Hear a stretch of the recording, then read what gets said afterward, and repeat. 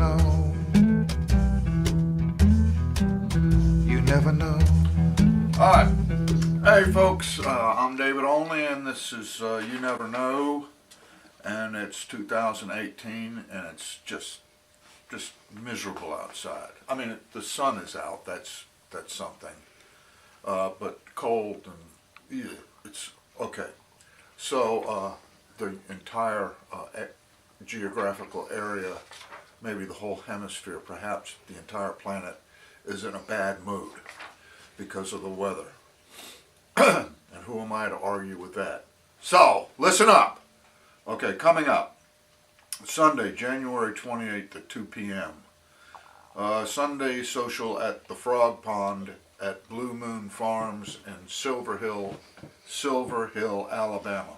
Silver Hill, Alabama. That's almost tongue twister territory, isn't it? Who else will be there? Malcolm Holcombe. Yeah, you know, this is great. R.B. Morris. Yeah. Grayson Caps. Yeah, with Corky Hughes. And Graham Rhea accompanying, and maybe Graham Ray, but I don't know how to pronounce his name. And special guest Eric Taylor. Well, I can't wait to see Eric. Catch up with him. All right, Thursday, February 15th in Kansas City, Missouri during the Folk Alliance International. Join us at the Rebels and Renegades show at Knucklehead Saloon. Okay, I mean, already we're in a weird area, aren't we? Rebels and Renegades at Knuckleheads. Okay, which is it, you know? Other artists performing include Mary Gaucher, Tim Easton, Chris Fullerton, Graham Weber, Emily Herring, Paul Luke, and the Walkenhursts. I hope I'm saying their name right. And that's what's going on. Okay. I've been working on this thing, the sonnets, right? And I burn them into a piece of wood, and I also put like a picture that goes with the sonnet, so that you can look at the words of the sonnet and the picture kind of fades out in your brain, or you can look at the picture and the words kind of fade out. It's kind of this, you know, that's what's supposed to happen. Here's the deal though.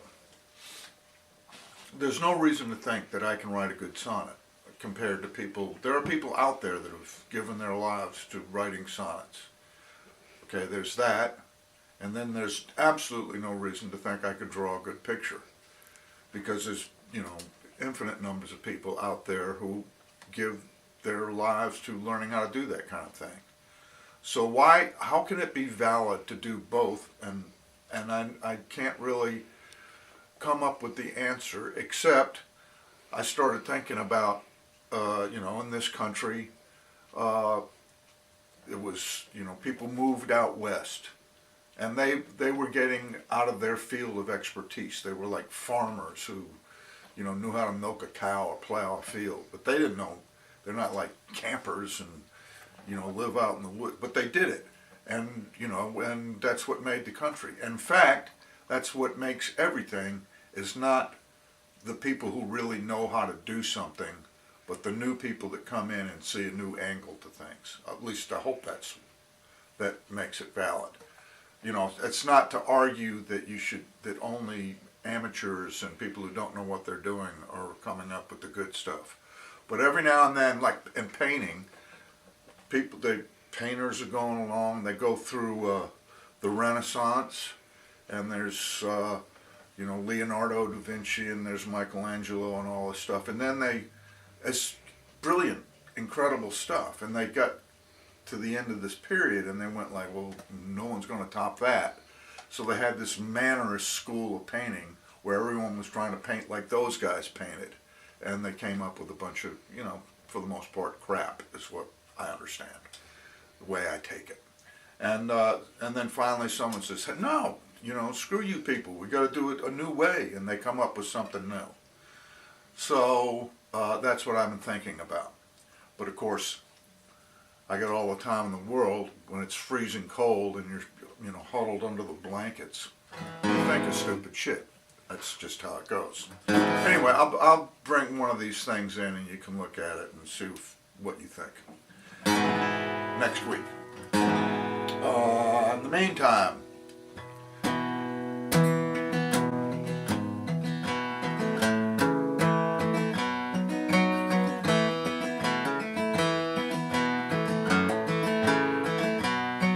thought I was heading home,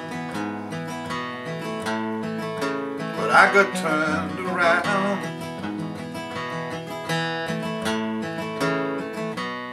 Yes, something got a hold on me. Now I'm Carolina bound.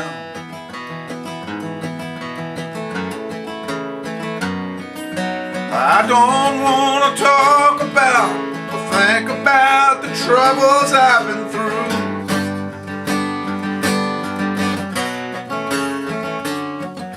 So raise a glass and sing the verse of those Johnson City blues.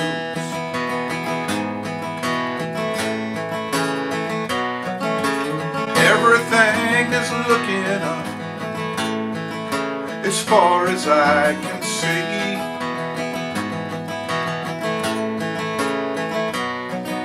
And nothing's gonna bring me down. Even this rain feels good to me.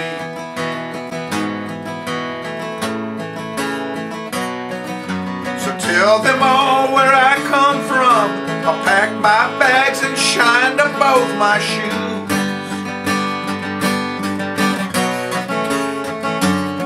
And I've had as much as I can stand of these Johnson City blues. Oh yeah, oh yeah.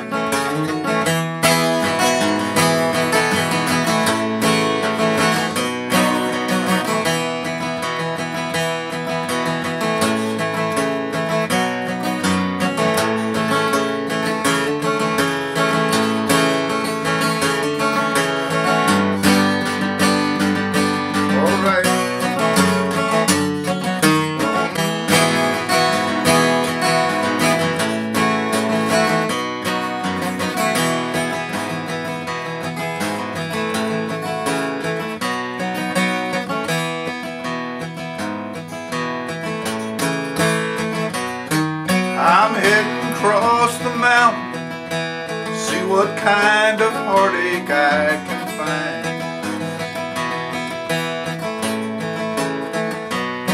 'Cause there's nothing here to hold me down, nothing I can leave behind.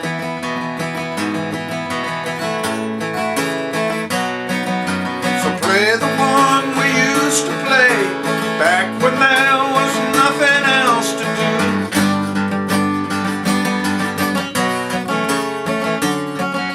But raise a glass and sing a verse of those Johnson City blues. All those Johnson City blues. Those Johnson City blues.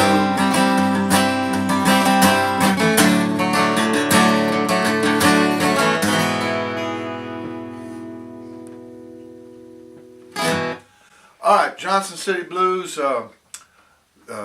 made that up with Sergio Webb and John Hadley, who I talked to yesterday. John's coming up into town. We'll write some new songs.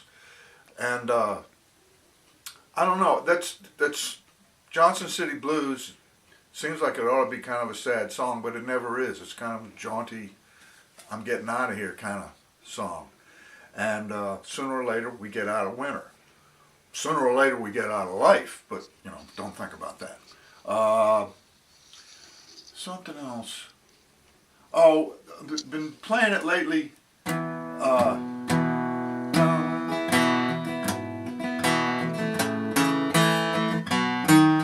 Doing that little lick,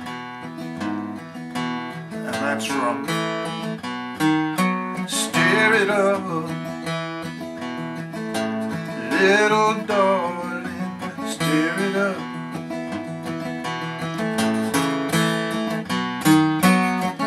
It's one of the coolest bass lines. Bob Marley and the Wailers. Stir it up. And okay, so that's what we're doing, getting ready for Mardi Gras. Something's got to break. Somebody break a hole in the ice and let's go in for a dip. How about that? Okay, hope you're warm wherever you're at, and I'll see you next week. You never know. You never know.